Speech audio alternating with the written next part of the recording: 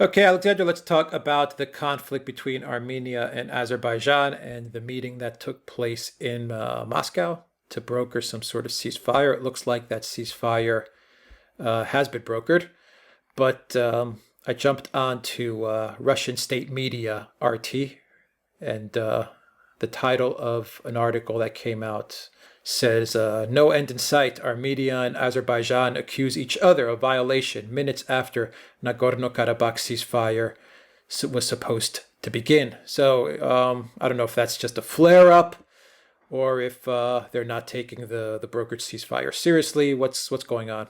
Well, it's probably more than a flare up, but it's not yet conclusive proof that the ceasefire has completely broken down. I think we need to understand the context of this. I mean, Azerbaijan, as we've discussed in these programs, with the backing of Turkey, with apparently 150 Turkish officers now taking command positions within the Azerbaijani army, launched this offensive. There are apparently also Turkish aircraft, F-16 fighters, in Azerbaijan, and there have been satellite photos which show them there. Erdogan and the Turkish government denied it, but they've now been actually photographed in Azerbaijan. So they launched this offensive, and for a couple of days, in fact, for about a week, there was lots and lots of information coming out of Azerbaijan, coming out of Ankara, that the Azerbaijanians were advancing purposefully and successfully and effectively. And Erdogan was saying that Nagorno-Karabakh, this Armenian populated region, which the Azeris claim as their own, and which they have lost control of, but which, that this would be sort of liberated. In other words, that it would come once more under Azerbaijani control. And the president of Azerbaijan, President Aliyev, was saying essentially the same thing, that Azerbaijan had waited for too long. They'd waited for 30 years for a negotiated process to succeed, and it hadn't succeeded. And now they were going to go all out to reconquer this territory. And in fact, what has happened is that they did not reconquer this territory. They made a small amount. They gained a certain amount of ground in a few villages, not in Nagorno-Karabakh itself, by the way, but in areas around it. But the latest information is that the Armenians have counterattacked and they're being pushed back. And moreover, it's becoming increasingly clear that Azerbaijan and Turkey are diplomatically very isolated over this. So, unsurprisingly, this is the moment when the Russians, who have been quietly backing Armenia and increasingly not so quietly. The Prime Minister of Russia is currently in Yerevan, the capital of Armenia, supposedly to attend a summit meeting of the Eurasian Economic Community there, but undoubtedly this has been green lighted to proceed, because this has been obviously an important way of indicating who Russia is backing at the moment. Anyway, the Russians use this opportunity of the Azeris being thrown back to call for negotiations. The foreign minister of Azerbaijan, it wasn't sure that he would come, but he did eventually come to Moscow. And there has been this agreement brokered, which is for a ceasefire.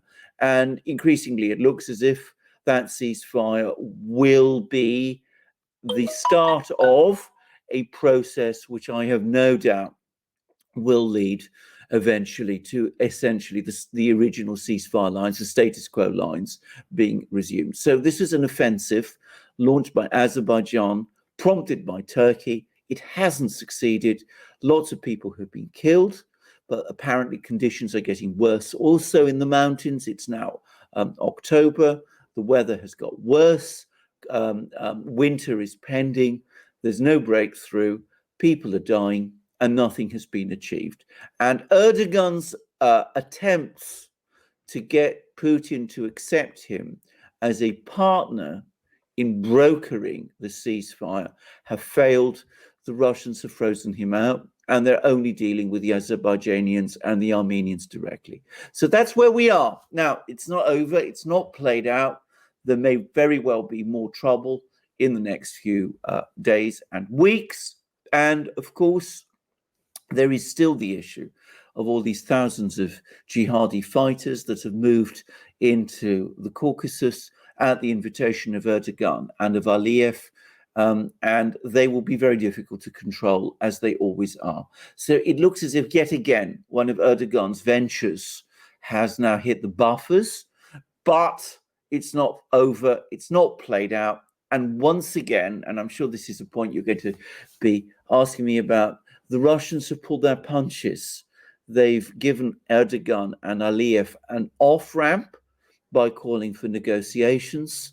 They haven't acted in a way that would basically throw the Azeri army back. They haven't imposed, as they could very easily do, terms on Baku and Ankara. So, that's something we need to talk about also, but that's where we are at the moment. Well, let's talk about that, because at this very moment, like you said, maybe short term, there'll be a ceasefire, and maybe this stalemate will continue medium to long term again, and it'll remain a frozen conflict. But it doesn't change the fact that you have now, you said, 1,000 jihadists sitting once again to the south of Russia, ready to destabilize Russia and destabilize the region. So how is Russia going to deal with this? Are they just going to once again let Erdogan have his way, or will they finally deal with this problem before it becomes a really big problem for them? Right. Now, we're getting contradictory messages from Moscow on this. We see the head of the Russian Foreign Intelligence Service, who's a man called Narishkin, who is very close to Putin, has been raising alarm bells about this. He's been making public statements, which is very unusual for him to do, about the fact that there are these jihadi fighters there. He has publicly blamed Turkey for their presence. He has said that it's Turkey's involvement in this conflict which has made the stakes much higher than they have ever been before. And he is clearly lobbying very, very hard for a very strong response. I get the impression that Lavrov, who is the foreign minister, is doing the same. I get also the impression that there are other people within the Kremlin who are dragging their feet on this. Now, there is a political calculation. Russia does not want to, as they would say, lose Azerbaijan. They got good relations with Azerbaijan. They got good relations with President Aliyev. They don't want Aliyev to fall. They don't want to see even more chaos in the Caucasus that might result from President Aliyev falling, which he might do if he was publicly and openly militarily defeated. And as you discussed in another program, there are many Russians who are very heavily invested, both politically and psychologically, and also financially, in a strong relationship with Turkey. So there are these factors that are playing themselves out. I think what the Russians will do is that initially they will try and lean on Aliyev, who is has historically had good relations with them, to get him to get the Turks out, to get these jihadi fighters out. They will point out to him, you've launched another offensive, it hasn't worked, the Turks can't help you, we will always back Armenia. In the end, if you continue to go down this road with the Turks, you will only land yourself in trouble, and these jihadi fighters that have been introduced into this area are not your friends. They are ultimately some people who will be extremely antagonistic to you, because as far as they're concerned, you're a secular president of Azerbaijan and your country is Shia, which they consider a heresy. So they are dangerous for you as they are dangerous for us. And don't listen to Erdogan, who is leading you up the garden path. I think that is one of the things the Russians will be doing. And Putin has had a telephone conversation with Aliyev. He's refused, apparently, to speak to Erdogan, and he will be trying to put that kind of pressure on Aliyev. If it doesn't work, if Aliyev doesn't do what the Russians are asking him to do, then the question is, what do the Russians do? I am going to say straightforwardly, I think the Russians will not tolerate the presence of Islamist fighters in Azerbaijan and in the Caucasus, if they seem to want to sort of implant themselves there, and Aliyev won't remove them, sooner or later the Russians will do it, and they will do it themselves. Now, I also ought to say, I understand that there have been more Russian supplies sent to Armenia. I've heard reports that there have been also arms supplies sent to Armenia through Iran, which has been trying, by the way, to play an even-handed game, but which has been tilting towards Armenia in this conflict. And I also understand that there are a lot of Russian advisors now in Armenia. So, there is some sort of a movement there from the Russian side. But ultimately, if the diplomatic course doesn't work, the Russians, I think, will intervene. Yeah, I was going to ask you about Iran, actually. I don't know if you want to expand a little bit on that. One of my questions was on Iran, and the other one is on the longer that you have these jihadist fighters brought in by Erdogan, the longer you allow someone like the CIA to exploit that fact. So, I mean, I don't know how much time the Russians really have to deal with this problem before someone like the CIA gets in there and really starts to cause a lot of trouble. Absolutely, it could explode on them. And by the way, this is exactly what Narishkin, the head of the Russian intelligence service, I mean, he was basically making exactly that point. I mean, he's very, very concerned about it. And I know that he's a person of great influence. I mean, Putin listens to him. And he was formerly, before he became head of the Russian intelligence service, he was he was speaker of the Russian parliament. So he's got lots of political connections throughout the political system.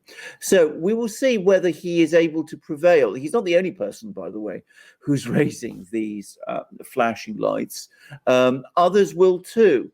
But as you absolutely rightly say, the longer the Russians wait before they respond, the more these people become embedded and the more dangerous they become. And of course, the more the opportunities grow for hostile forces, not just the CIA, by the way. I mean, bear in mind, there's also, it's fairly well known that Saudi Arabia at one time in the 2000s was supporting jihadi fighters in the Caucasus. And, the situation in Saudi Arabia could change very quickly. So, it should be very, very concerning for the Russians to end this thing and to end it fast. I think, well, I have no doubt, Putin himself understands this. The question is, how long are they prepared to wait? One thing I will say, I recently read a very interesting article by Patrick Coburn in The Independent, who's a British journalist. He's been following the situation in Syria. And basically what he is saying is that this jihadi enclave in Idlib province that we've been hearing so much about is now on the verge of complete collapse. 2/3 of it are once more apparently under Syrian government control. And there is a major humanitarian crisis in what's left of it. And more people are leaving it. And most of them that are left are strung along refugee camps on the border with Turkey. So, Russia has gradually edged Turkey out of Idlib. They need to do the same in the Caucasus, but they can't wait as long in the Caucasus as they did in Syria. They need to do it much, much faster. Do you have anything to add about Iran, or should we wrap up this? Let's talk about Iran, because Iran is, of course, another major player.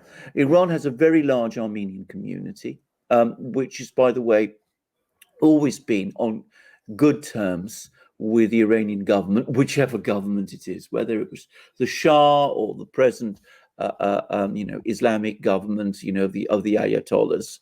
It's always got on good terms with Iran. It's also had Iran has always had a sort of rather uneasy relationship with Turkey.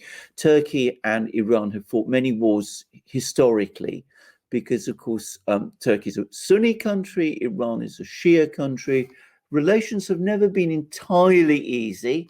They've been much friendlier in recent years because Erdogan sought good relations with Iran, but in this conflict, Iran has tilted more towards Armenia, which it has also had good relationships with.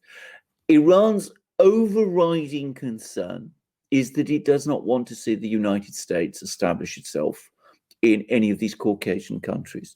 It's got the United States to its south in the Gulf. It doesn't want to have the United States to its north in the Caucasus. So they will be very concerned to make sure that the United States does not establish itself there. And they do not want to see the US there under any circumstances. Implicitly, they are therefore backing what the Russians are doing. They want the Russians to succeed in brokering a ceasefire. They want the Russians to keep Azerbaijan out of the American camp. And they also, like the Russians, want to see these jihadi fighters, who are the deadly enemy of Iran, out of the Caucasus too. So at the moment, the Iranians and the Russians are speaking the same language about the Caucasus. And in fact, the Iranians have thanked the Russians for brokering the ceasefire today. But if the Russians don't act, bear in mind, Iran has shown a capacity to do so in the past, and it may very well do so in the future. It's got strong interests in Azerbaijan, a Shia country like Iran, and they might very well decide at some point to act themselves to eliminate these fighters if the Russians don't do it. And they've got good relations with Armenia as well. All right, we'll leave it there. Boy, Erdogan, he really turns the region upside down. He turns everybody upside down. And I come back, I will finish by saying this. I think he is running out of road. There is something fevered about this. I mean, he started this war in Syria, which, as I said, has ended badly, and apparently Idlib is in severe crisis. He then started something in Libya, and that's run into the buffers with the Egyptians. He then started things in the East Med, and then that brought the French down on him. And now he's playing in the most dangerous region of all, which is the Caucasus, where he's going against the Russians and the Iranians in an area which is of vital importance to both Russia and Iran, especially to Russia, but also to Iran. And it's beginning to look fevered and desperate. And, I know that, there's some people from, who think we are taking an excessively anti-Erdogan to take on these things. But I cannot see how this benefits Turkey at all. Turkey needs to pull out of these conflicts, not to get drawn into them all the time, and to let these problems sort themselves out, which they would do, I think, quite quickly if Erdogan wasn't all the time, spilling around the pot. I mean, they're not getting drawn in though. They're starting them. I mean, we have to.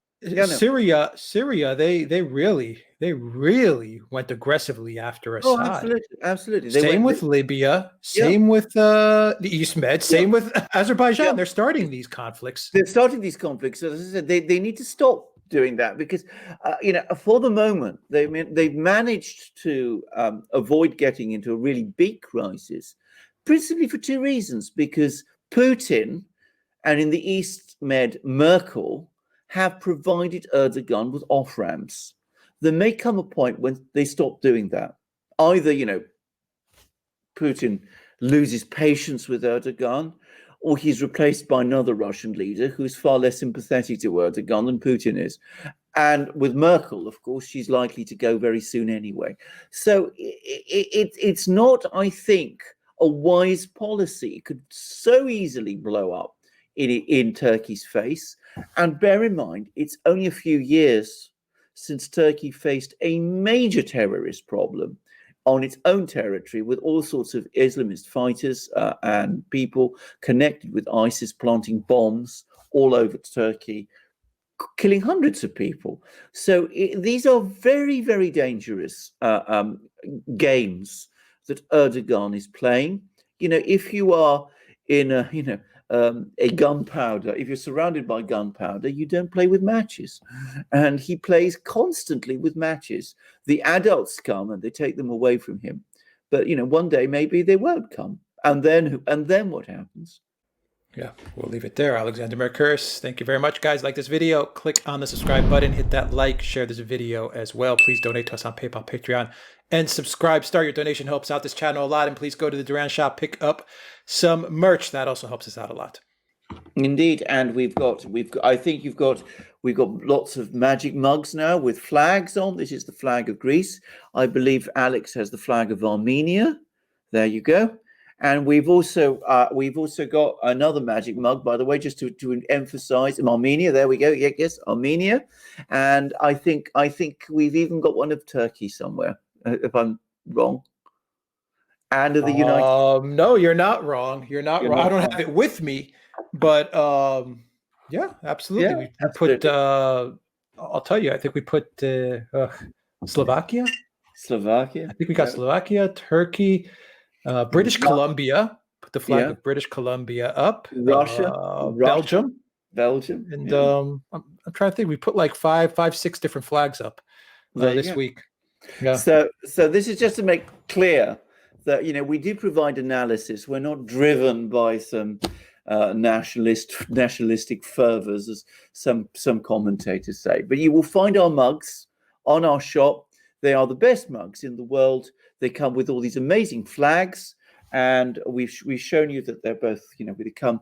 These are porcelain, the best porcelain mugs anywhere, and we've also got the most amazing enamel mugs. This one has the flag of Germany, by the way, so you can see all of these different countries. We also, by the way, have the flag, obviously, of the United States, as Alex was showing you, and we have increasingly mugs with the flags of American states. I saw Texas, but I'm sure more are coming. And we've got flags now on our shirts. Many of our shirts are amazing, wonderful 100% cotton shirts, which come as both long-sleeved and short-sleeved T-shirts, and as the best polo neck shirts in the world. And we've got flags on our hats too. As you can see, that's the flag of the United Kingdom of Great Britain, the great nation that I live in. And this is also another, you can see it more clearly perhaps there because of the color contrast, the British flag. So we've got hats, we've got truckers' hats and bikers' hats, and we've got embroidered hats and embroidered shirts, and we've got hoodies, and we've got stickers, and we've also got ebooks. We've got amazing things. Alex has been renewing and refreshing our shop. The product line in our shop is growing exponentially and wonderfully. These are wonderful things. You support the Duran by buying these wonderful things from our shop, and at the same time, you become the proud owner of these wonderful things when you buy them from our shop. So Alex will quickly now remind you how to do that. You'll find the link to the Duran shop down below underneath this video, and the flags that we put up, actually, we put up Belgium, we put up British Columbia, we put up Turkey, and we also put up a really cool flag, which I like a lot on the apparel, and that is the flag of Japan. Wow, yeah. And it looks nice on the shirts. Yeah, absolutely. And it's one of the oldest flags, by the way. I mean, it's the flag of the rising sun, a country which, of course, fought a war with the United States, but which is now a great friend and ally of the United States and has pursued, dare I say it, very peaceful and foreign policy since the end of the Second World War. There's been some changes now, which we will one day discuss, no doubt. But it's a great civilization and a great country, and one whose culture I greatly admire. All right. We'll leave it there. Take care, everybody.